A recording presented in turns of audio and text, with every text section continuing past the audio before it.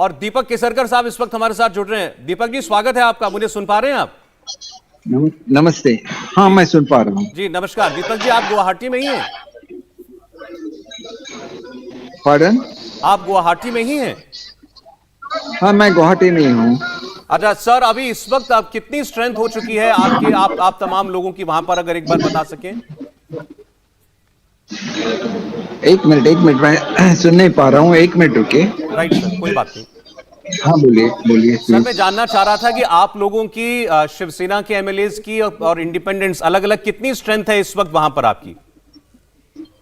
हमारे जो सेना के सिंबल पे जीत के आए हुए हैं वो 38 है, और इंडिपेंडेंट्स आर मोर देन 12, तो अराउंड 50 यू कैन से।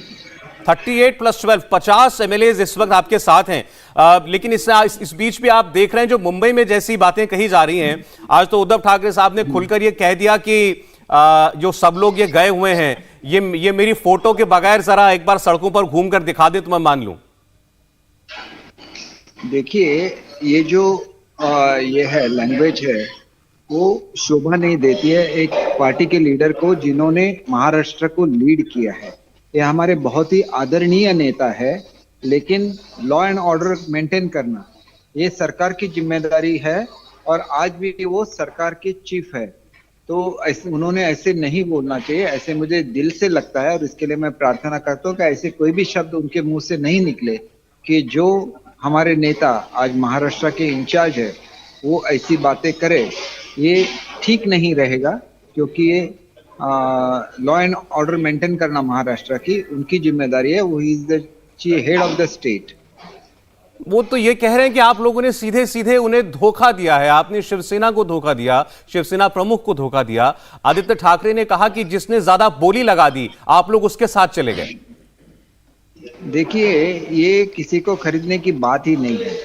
जब आपको आपके एमएलए बना बोलते हैं, 1-1.5 साल से बोल रहे हैं कि ये जो आपका गठबंधन है वो गठबंधन ठीक नहीं है, आप बीजेपी के साथ गठबंधन कीजिए, तो आपके उसके बारे में आपको सोचना चाहिए था, वो जो इन्होंने नहीं सोचा।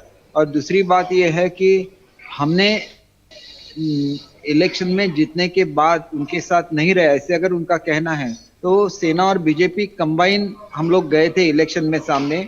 हमारे पार्लियामेंट के जो सदस्य है, एमपीज है, वो भी गए थे, और हम भी एज ए असेंबली हम लोग गए थे। तो जब हम लोग बाहर निकले बीजेपी को छोड़ के, तो बीजेपी तो रास्ते पे नहीं आई। ये लैंग्वेज उन्होंने यूज नहीं किया, क्योंकि हमने साथ में लड़ा था। फिर भी हम लोग अलग अलग होंगे किसी मुद्दे पे, तो उन्होंने तो ये लैंग्वेज नहीं यूज की थी। तो ऐसा होता है कि जब आप डेमोक्रेसी में काम करते हैं, तो डेमोक्रेसी में जो भी बहुमत है उस बहुमत को मान लेना चाहिए। यही डेमोक्रेसी की खासियत है। लेकिन वो लोग तो अभी भी ये मानने के लिए तैयार नहीं है कि आप लोगों के पास बहुमत है। वो तो कह रहे हैं कि आप में से बहुत सारे लोग हैं जिनके साथ वो संपर्क में हैं, और बार बार वो आप लोगों को चेतावनी दे रहे हैं, चाहे संजय राउत हो, शरद पवार हो, अजीत पवार हो, सब लोग, कि आप मुंबई तो आइए, मुंबई लौट कर दिखाइए, तब पता चलेगा कि कितने आपके साथ बाकी रहते हैं। Sir, these are all pressure tactics. मैं जब मुंबई में था तो मुझे 100 वर्कर्स ने घेरा हुआ था मेरे गाड़ी को कि आप होटल में ही रहिए, जबकि मेरी पत्नी बीमार थी घर पे।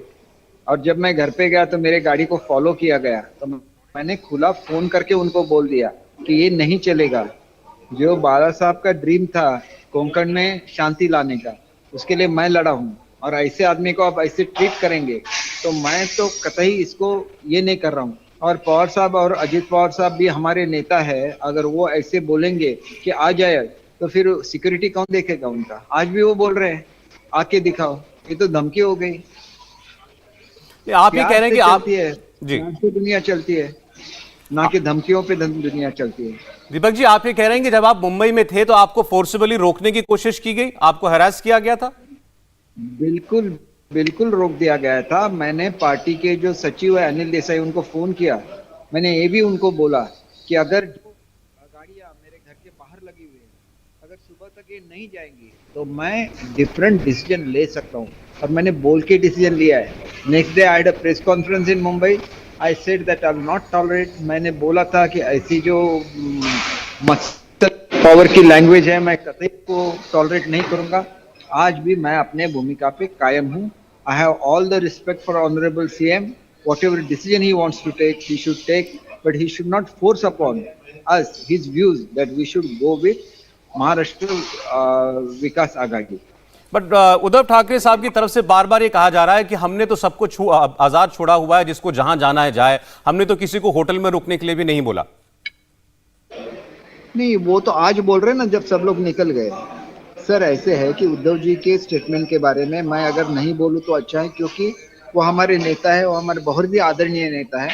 उनके बारे में हमको कभी बात नहीं करते, तो वो चाहे जो भी बोले तो हम लोग उसको काउंटर नहीं करते। तो ये बात हुई कि हमारे रिस्पेक्ट के बारे में।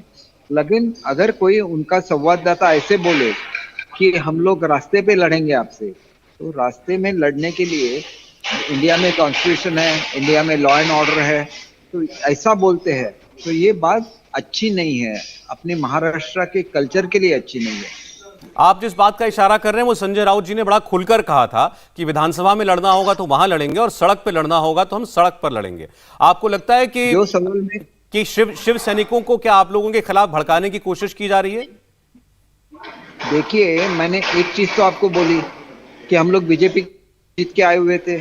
जब हम बीजेपी को छोड़ के हम लोग अलग से हमने गवर्नमेंट बनाया, तो बीजेपी रास्ते पे आ गई थे क्या? ये सवाल उन्होंने खुद के मन को पूछना चाहिए। वो तो नहीं आए रास्ते पे, फिर आप सड़क पे आने की बात क्यों कर रहे हैं? आपको रूल करना है महाराष्ट्र पे, आपको महाराष्ट्र की प्रगति करनी है, तो जो लॉज है वो हर किसी के लिए सेम है। तो आपको उसमें एक इनिशिएटिव लेना चाहिए कि कैसे पीस बनाई रहे, और आपको देखना है कि इससे सॉल्यूशन कैसे निकले। जब तक ये ऐसी भाषा चलती रहेगी, कोई भी नहीं आएगा मुंबई में। हमें हमारे ओन कॉन्स्टिट्यूशनल राइट्स है, और इसके हिसाब से जब 2/3 मेजोरिटी होती है तो हम लोग खुद का ग्रुप बना सकते हैं। हमने ऐसे कभी भी नहीं बोला है, लेकिन आप हर किसी को डिस्क्वालीफाई करना चाहते हैं। आप में आने से पहले भी हम लोग एमएलए ही थे ना, या हम और कुछ और थे? और आपके कहने के हिसाब से हम लोग यहाँ आ गए। दूसरी पार्टी से भी हम लोग जीत चुके हैं। हम लोग लोगों के साथ रहते हैं, इसलिए जीत के आते हैं। तो ऐसा नहीं है कि फिर सिर्फ पार्टी सिंबल पे आते हैं। और मुझे एक ही बात कहनी है कि जिस जिले में मैंने फाइट की थी, उस जिले में जब मैं शिवसेना में नहीं था, तो पूरे इलेक्शंस में मिलकर उनको खाली 40,000 वोट्स किया, तो सीधी पहुंच गई 1.5 लाख वोट्स पे हमारे जिले में, जिसमें मैंने ये फाइट की। तो मैं कैसे ये सह सकता हूँ कि ऐसी बातें हमारे सामने कह जाए, जिनके लिए हमने काम किया, जिनके लिए हमने फाइट की, और उनका एडवांटेज उनको मिला, मुझे नहीं मिला। तो मैं ऐसे सोचता हूँ कि we have the highest regard for them, they should not speak such kind of thing about us who have worked for them. हम लोग दिन रात उनके लिए काम करते हैं और काम करते रहेंगे, provided they should also listen to us. एक तरफा नहीं होता है ना, उनको भी कुछ सोचना चाहिए कि हमारे एमएलए जी चाहते हैं, हमारे पार्टी वर्कर। आप जाके महाराष्ट्र की किसी भी पॉलिटिकल पार्टी, हमारे पार्टी वर्कर को पूछिए कि ये जो आघाड़ी हुई है वो उनको पसंद है क्या? आज तक 3 बार शिवसेना में स्प्लिट हुआ, हर बार पवार साहब का इनिशिएटिव था। हमने कभी पवार साहब के खिलाफ बोला है क्या? हर बार स्प्लिट हुआ और आप उनके साथ जा रहे हैं, तो हमने कुछ नहीं बोला।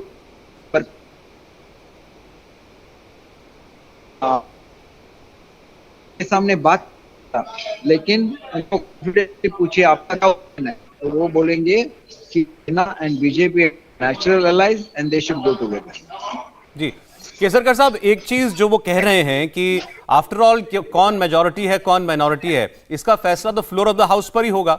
उसके लिए तो आपको फेस करना ही पड़ेगा ना विधानसभा को, आपको वापस तो लौटना ही पड़ेगा। जरूर करेंगे, लेकिन अगर विधानसभा के जो स्पीकर है, डेप्यूटी स्पीकर है, उन्होंने एक ऐसे डिसीजन दे दिया कि 15 लोगों का लीडर जिसको चुना गया, 15 लोगों, वो पार्टी का लीडर है, जबकि पार्टी में 55 है।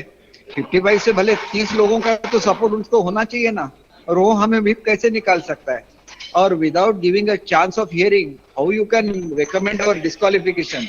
And if it goes to deputy speaker, he will have to give us a hearing में।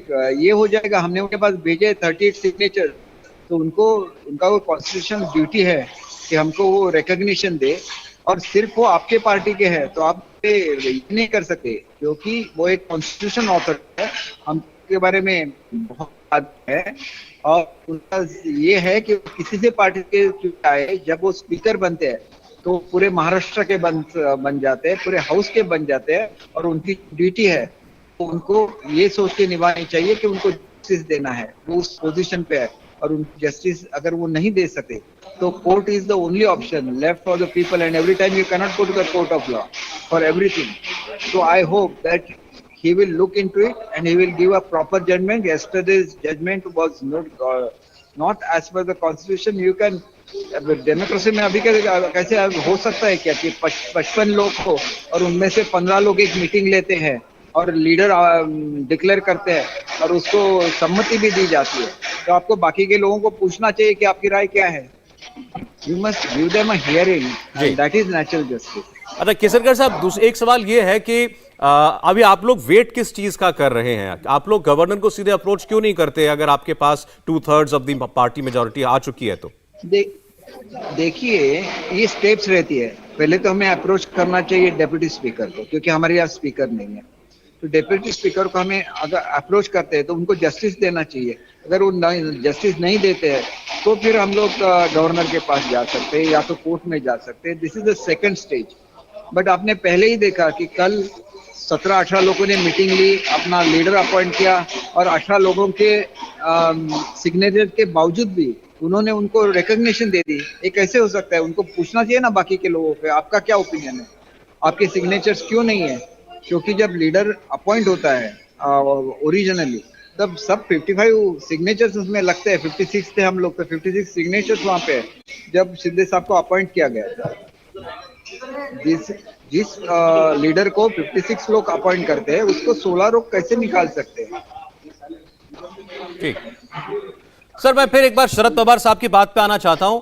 उनका सीधा यह आरोप था कि आप लोगों के पीछे भारतीय जनता पार्टी खड़ी हुई है, और अब ये देखते हैं कि आपको आना तो मुंबई पड़ेगा, कैसे आप एयरपोर्ट पर आएंगे, एयरपोर्ट से कैसे अपने घरों को जाएंगे, अब वहां से कैसे असेंबली आएंगे? कोई रोल नहीं है। हमारा जो कहना था वो गए 1-1.5 साल से हम लोग बात कर रहे हैं ऑनरेबल सीएम साहब के साथ, या आप ऐसा कीजिए, और अगर वो नहीं सुनते हैं तो फिर किसी ने हमको लीड किया है, वो शिंदे साहब है जिन्होंने ये लीड किया है, ये फ्रैक्शन, जिनको ऐसे लगता है कि एनसीपी और कांग्रेस के साथ नहीं रहना है। तो हम भी एग्री करते हैं कि हमें नहीं रहना है, हमें दूसरे पार्टी के लिए साथ जाना है, और महाराष्ट्र में only option left is BJP. So what other option we have that the honorable CM or the spokesperson of the Shiv Sena should tell us? Sir एक चीज का जवाब और दीजिए। आप कहते हैं, आप सभी लोगों ने कहा कि आप लोग बड़ा सम्मान करते हैं उद्धव ठाकरे साहब का, शिवसेना प्रमुख का, वो भी चीफ मिनिस्टर हैं। आप कहते हैं वो महाविकास आघाड़ी छोड़ दें, बीजेपी के साथ आ जाएं। बीजेपी में देवेंद्र फडणवीस मुख्यमंत्री बनेंगे, इसमें कोई शक नहीं है। तो आफ्टर ऑल आप अपनी पार्टी के चीफ को मुख्यमंत्री के पद से उतार देंगे? देखिए, शिवसेना की डिमांड क्या थी? जो ऑनरेबल सीएम साहब ने बोली थी कि 2.5 साल शेयर करना है बिटवीन बीजेपी एंड शिवसेना। तो ऐसे कभी भी नहीं था कि 5 साल एक ही पार्टी राज करेगी। और ये 5 साल का जो मुद्दा है वो महाविकास आघाड़ी के जो प्रमुख है आदरणीय शरद पवार साहब, उन्होंने दिया हुआ मुद्दा है, जबकि ओरिजिनल डिमांड उद्धव साहब की यही थी कि वो एक शिवसैनिक को ये बनाना चाहते हैं महाराष्ट्र का सीएम, जो बाला साहब की इच्छा थी। और पवार साहब ने इंसिस्ट किया उनको सीएम बनने के लिए। उन्होंने बहुत अच्छा काम किया एज ए सीएम, लेकिन अभी तो 2.5 साल हो गए हैं, तो उनको सोचना चाहिए कि whether to continue with this alliance और he should go for the original alliance on which we have fought the election and we have won the election. आपको कहीं से भी शिवसेना के किसी भी नेता की तरफ से कोई ऐसे फीलर्स मिले हैं कि आपकी बात वो मान सकते हैं, महाविकास आघाड़ी छोड़ सकते हैं अगर आप लोग वापस आ जाएं? देखिए, ये तो उनको करना चाहिए, ऐसे मुझे लगता है। वो करे ना करे हो तो उनका ऑप्शन है, लेकिन जो चीजें जनता को बोली जाती है वो चीजें सही नहीं है। इतना ही मैं कहना चाहता हूँ कि हमने आज मांग नहीं की है। अगर उनको पद छोड़ने की मांग करते तो वो 1.5 साल पहले करते। 1.5 साल से हम लोग उनको बोल रहे हैं कि ये अलायंस ठीक नहीं है, आपकी पार्टी खत्म होती जा रही है। आप किसी भी एमपी को भी कॉन्फिडेंस में लेके पूछिए कि what is the ground reality. That ground reality is these two parties are finishing of Shiv Sena and that is the fact.